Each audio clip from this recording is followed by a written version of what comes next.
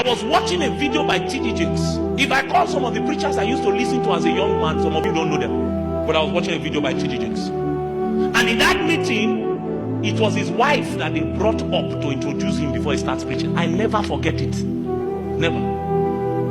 As she climbed the pulpit, I had never heard that story. It's not in any of T.D. Jakes' books. The ones I've read. Let me say the ones I've read. It's not there. And she said, we got married, I can't remember how many years ago, because that one was not important to me. And a few weeks after their wedding, they were in an accident, and she became paralyzed from her head to her toe. Couple that just got married. And she said, I thought that he would leave me. There was no reason for him to stay with me. He said, but every day, he will walk into my room. He will carry me from the bed. Him, not a house help, carry her from the bed. Put her in her wheelchair. Then he will hold her hand and raise her up and say, honey, take a step. She said she will struggle. You say, it's okay, sit down. Not knowing that when he finishes, he will go back to his cave and go and meet God and say, the woman you told me to marry is for destiny. You are the one that told me she cannot be crippled. Then he will come out of the cave again, go through the same process, put her in the wheelchair and say, honey, take a step.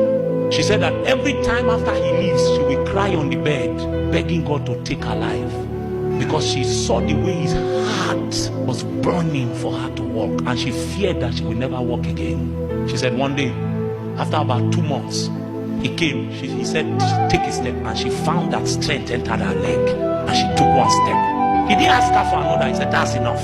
Put her back in the wheelchair. Came the next 3 days. He said, honey, take a step. He took one. He said, another step. She took another step. He came 4 days later. He said, take a step. By this time, his faith had begun to wow. The reason he could operate like that was before he married her, he knew what God said. He said, after a while, he told her, run.